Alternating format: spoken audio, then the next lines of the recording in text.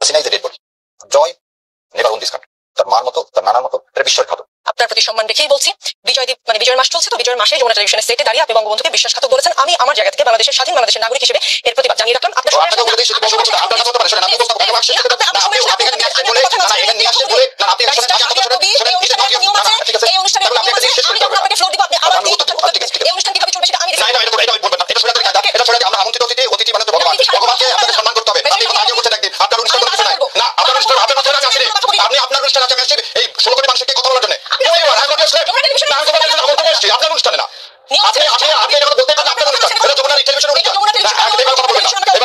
আপনারা ইতিমধ্যে এই টক শোটা দেখেছেন এবং এই টক শো ব্যাপকভাবে ভাইরাল হয়েছে।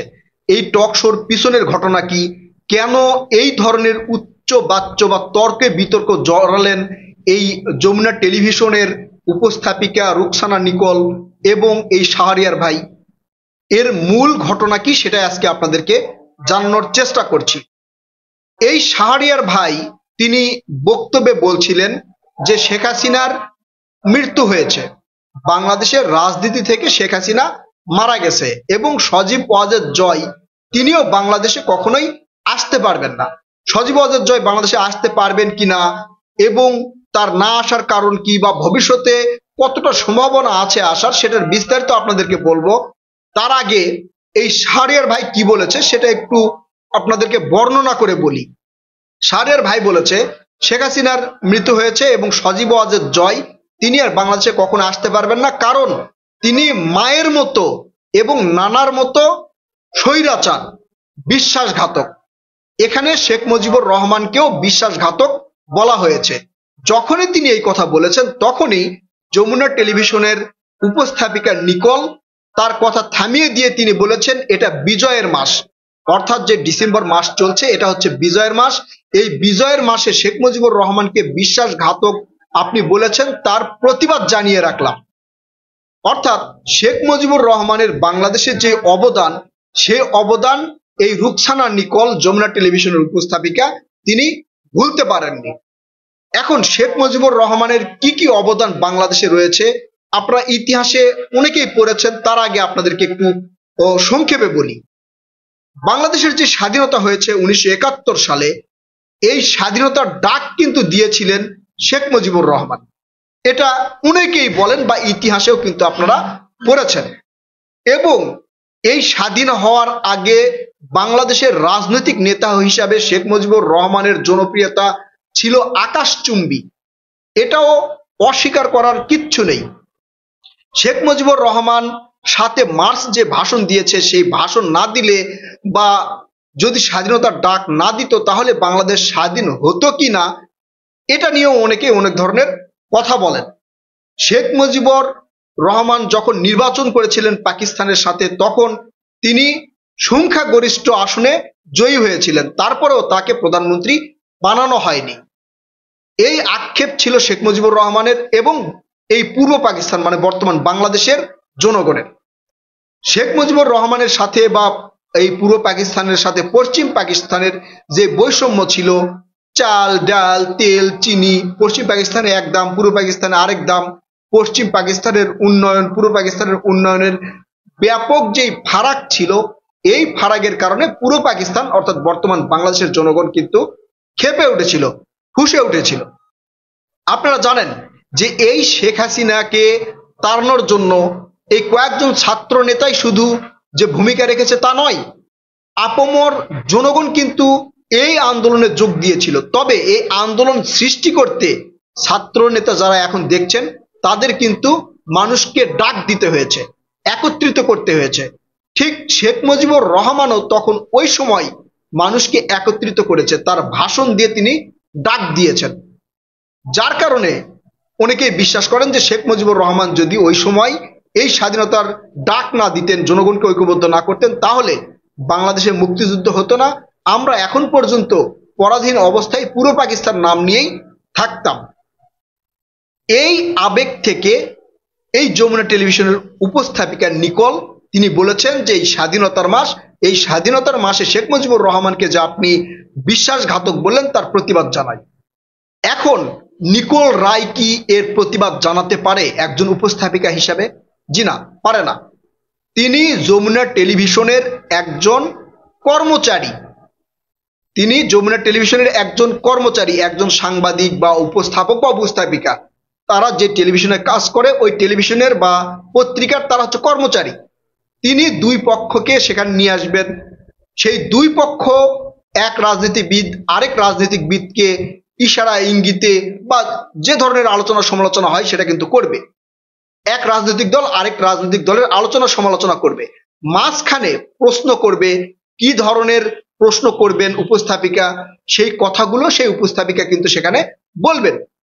অর্থাৎ জনগণকে জানাতে, তাদের মুখ থেকে সত্য কথা বের করতে উপস্থাপিকা যে ভূমিকা রাখার কথা সেটা রাখবেন। কিন্তু কোন রাজনৈতিক দল কাকে স্বৈরাচার বলল, কোন রাজনৈতিক দল কাকে অপমান করলো, এই কথার বাধা দেওয়ার ক্ষমতা একজন উপস্থাপিকার থাকার কথা নয়। কেউ যদি ধরেন বিএনপি বা জামাত বা অন্যান্য রাজনৈতিক দল যদি আওয়ামী লীগকে স্বৈরাচার বলে, আওয়ামী লীগের নেতাদের যদি স্বৈরাচার বলে, শেখ মুজিবুর রহমান থেকে শুরু করে যত নেতা রয়েছে তাদেরকে যদি স্বৈরাচার বলে, তাহলেও উপস্থাপিকা বা উপস্থাপক হিসাবে সেটার প্রতিবাদ জানাতে পারে না। তিনি স্বাধীন নাগরিক হিসাবে যদি হয়ে থাকেন বা তিনি যদি বলেন যে আমি এই বাংলাদেশের একজন স্বাধীন নাগরিক হিসাবে এর প্রতিবাদ করছি, সেটা এক্সট্রা ভাবে করতে হবে। ওই সময় ওই প্ল্যাটফর্মে তিনি করতে পারবেন না। এটাই এই নিকোল রায় কিন্তু করেছে। এখন শেখ মুজিবুর রহমান কেন বিশ্বাসঘাতক এবং সজীব ওয়াজেদ জয় বাংলাদেশে কেন আসতে পারবেন আমি বলি। আপনি যদি ভালো কোনো কাজ করে থাকেন, ধরেন আপনার অতীত জীবনে খুব ভালো কাজ করেছেন, এরপরে আপনি যখন অন্যায় করবেন, অবিচার করবেন, স্বৈরাচারিত্ব প্রতিষ্ঠা করবেন, তখন জনগণের মধ্যে একটা ধারণা হবে যে আপনি অতীতের যে ভালো কাজগুলো করেছেন, এই ভালো কাজগুলো করেছেন এই কারণে যে আপনি পরবর্তীতে যাতে সবার মন জয় করতে পারেন এবং স্বৈরাচারী প্রতিষ্ঠা করতে পারেন। কথাটা একটু বুঝিয়ে বলি, আপনার অতীত কাজ যদি ভালো হয়, তার পরের কাজ যদি খারাপ হয়, তখন জনগণ বলবে যে খারাপ কাজ করার জন্যই আপনি অতীতের ভালো কাজগুলো করেছেন। শেখ মুজিবুর রহমান প্রথমে জনপ্রিয় হলেও পরে তিনি কিন্তু স্বৈরাচারী প্রতিষ্ঠা করেছিলেন। তিনি বাংলাদেশের শাসন ক্ষমতায় আজীবন থাকার জন্য বাকশাল প্রতিষ্ঠা করেছিলেন। তিনি রক্ষী বাহিনী প্রতিষ্ঠা করেছিলেন। যারা অনেক মুরব্বী ব্যক্তি আছে তাদের কাছ থেকে শুনবেন, এই রক্ষী বাহিনীগুলো সুন্দরী মেয়েদেরকে ঘরে থাকতে দেয় নাই। বিরোধী রাজনৈতিক দল দমন করতে কতজনকে যে মেরে ফেলেছে তার ইয়ত্তা নেই, তার হিসাব নেই। এবং বাংলাদেশ স্বাধীন হওয়ার পরে প্রথম যে নির্বাচন হয়েছিল, এই নির্বাচনের প্রথম ভোট কারচুপি এই শেখ মুজিবুর রহমান করেছে। অর্থাৎ শেখ মুজিবুর রহমান প্রথমে যেমন জনপ্রিয় ছিল, নায়ক ছিল, পরে এই স্বৈরাচারী তাকে খলনায়ক বানিয়ে দিয়েছে। শেখ মুজিবুর রহমানের ক্ষমতার বসার লোভে তিনি প্রথমে মানুষের কাছে জনপ্রিয় হয়েছেন, পরে স্বৈরাচারী প্রতিষ্ঠা করেছেন এবং ক্ষমতায় যাতে আজীবন থাকতে পারে সেই ব্যবস্থার জন্য বিরোধী মত দমন করেছে। শেখ মুজিবুর তাহলে কি বিশ্বাসঘাতক নয়? অবশ্যই সে বিশ্বাসঘাতক। জনগণের মন নিয়ে বিশ্বাসঘাতকতা করেছে, জনগণের বিশ্বাস নিয়ে বিশ্বাসঘাতকতা করেছে। জনগণ তাকে যেভাবে ভালোবাসতো, বাংলাদেশ স্বাধীন হয়ে যে একটা গণতন্ত্র প্রতিষ্ঠা হতো, সেইটা শেখ মুজিবুর রহমান করতে দেয়নি। অর্থাৎ মানুষের বিশ্বাস নিয়ে সে বিশ্বাসঘাতকতা করেছে। এখন সজীব ওয়াজেদ জয় কি বাংলাদেশে কোনোদিন আসতে পারবে? পারবে না। একবারে শিওর করে বলতে পারি পারবে না, যদি আল্লাহ তাআলা না চায়। কারণ শেখ মুজিবুর রহমানের নাতি এই সজীব ওয়াজেদ জয় আমেরিকার নাগরিকত্ব গ্রহণ করেছে। কোন বৈদেশিক নাগরিকত্ব গ্রহণ করলে অন্য দেশে এসে রাজনীতি করতে পারবে না। তারেক রহমান কিন্তু বাংলাদেশে আসতে পারছে না, অনেকে অনেক ধরনের কথা বলছে। এর মধ্যে অন্যতম কারণ হচ্ছে তারেক রহমান ওই দেশে রাজনৈতিক আশ্রয় গ্রহণ করেছে। তিনি যদি বাংলাদেশে এসে রাজনীতি করেন, তাহলে রাজনৈতিক যে আশ্রয়টা নিয়েছে সে আশ্রয় তার থাকবে কিনা এটাও সন্দেহ রয়েছে। এই জন্য অনেক কিছু বিচার বিশ্লেষণ চিন্তা ভাবনা করে তারেক রহমান বাংলাদেশে আসবে। তাই শেখ হাসিনা যেমন বাংলাদেশের রাজনীতি থেকে মারা গেছে, এই বিশ্বাসঘাতক সজীব ওয়াজেদ জয়ের নানা তিনি তো বাংলাদেশ থেকে চলে গেছে, এবং এই বিশ্বাসঘাতক মা এবং নানার বিশ্বাসঘাতক ছেলে এবং নাতি সজীব ওয়াজেদ জয় বাংলাদেশে কোনোদিন আসতে পারবে বলে আমার মনে হয় না, যদি আল্লাহ তাআলা না চায়। প্রিয় দর্শক, আপনারা কি মনে করেন? আপনারা আপনাদের মূল্যবান মতামত কমেন্ট করে জানাবেন। কথা হবে নতুন কোনো ভিডিওতে। আল্লাহ হাফেজ।